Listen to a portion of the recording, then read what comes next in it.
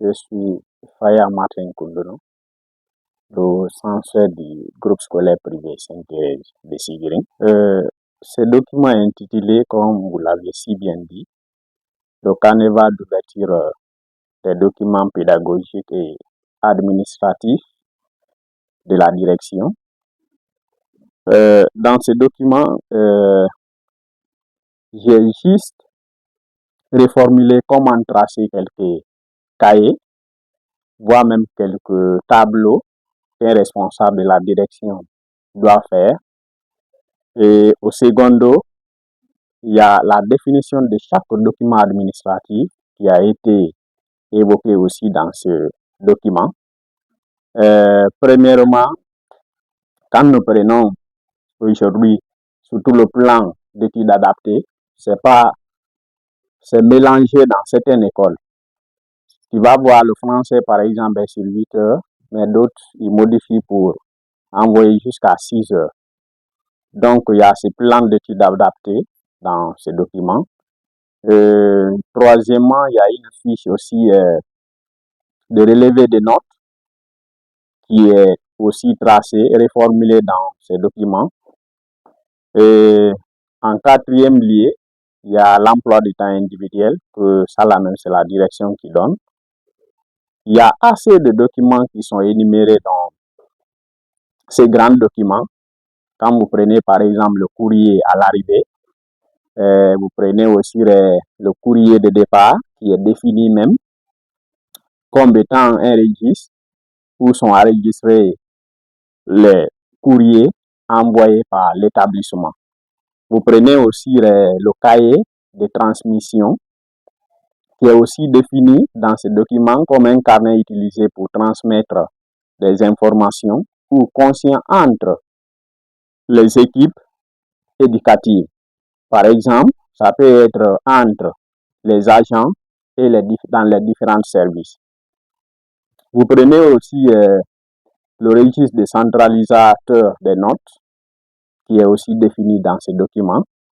Il y a aussi le cahier des notes des services qui est défini dans ce document. Donc le livre d'or, on a le cahier d'activité, le tableau de charges, le cahier au fait de charges sur la préparation écrite pour le matériel.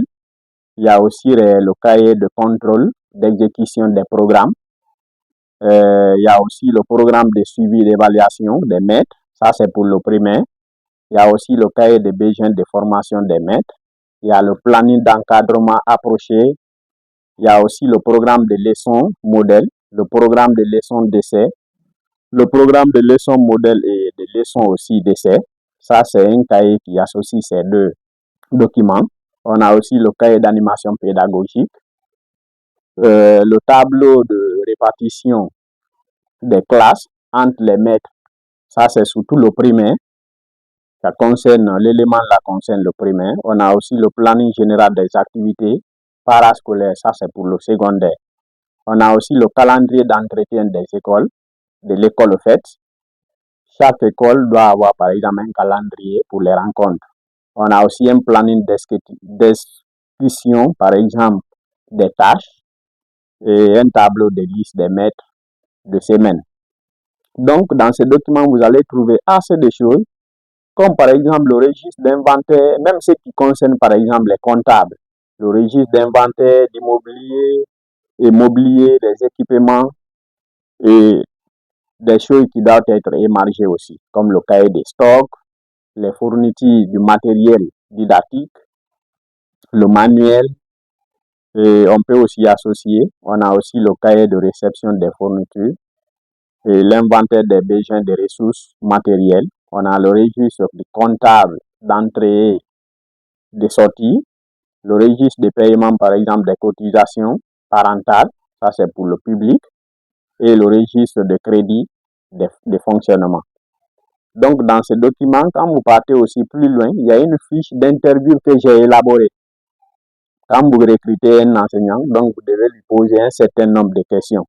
Donc quand vous venez aussi plus loin, il y a aussi des compétences pédagogiques et didactiques. Donc, il y a toutes ces questions qui sont énumérées pour pouvoir permettre tous les participants de la gestion, de la direction, de pouvoir désormais recruter un bon personnel. Et quand nous revenons plus loin, il y a une fiche aussi d'évaluation d'un enseignant qui a été énumérée dans ce document. Souvent, les gens aiment donner les satisfecits aux enseignants, mais sans pouvoir passer par les critères. Donc, premièrement, pour pouvoir donner un satisfecit à un enseignant, il y a un certain nombre de critères qui sont énumérés.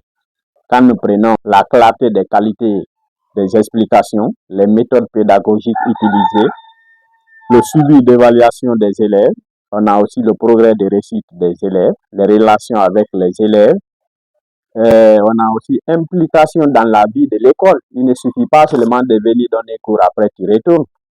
Et enfin, de ces documents, vous allez trouver aussi la description des postes, des activités auxquelles des responsables doivent désormais se soumettre.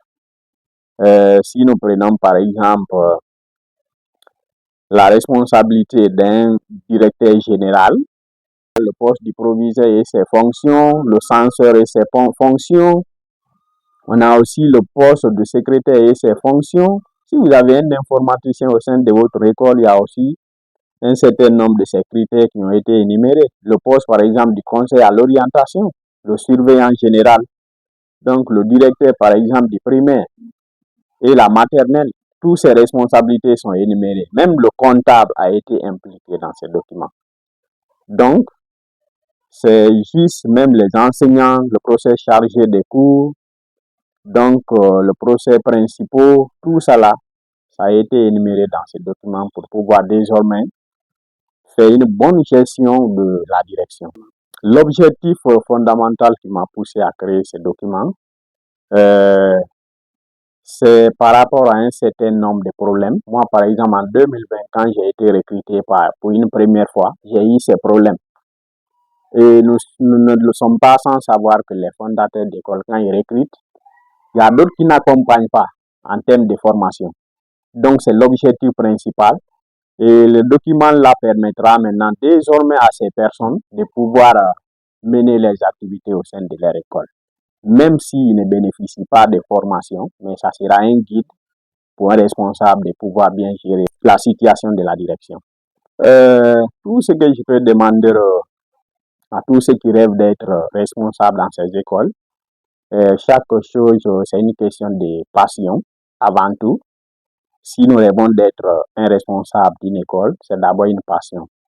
Donc, nous devons être capables de pouvoir être en mesure de mener une bonne collaboration, non seulement avec les parents d'élèves, mais aussi avec des élèves et avec tout ce qui concerne la direction. Il y a une version papier qui doit être imprimée pour ceux qui sont proches, même ceux qui sont très loin de nous.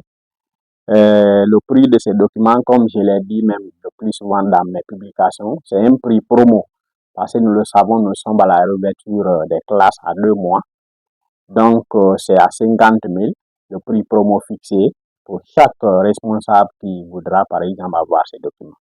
Nous le livrons sur le numéro, mon propre numéro, le 620 du moins, 41 09 64.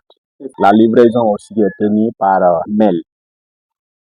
S'il s'agit d'un document physique, par exemple pour quelqu'un qui fait la commande d'un document physique, nous l'embarquons pour lui.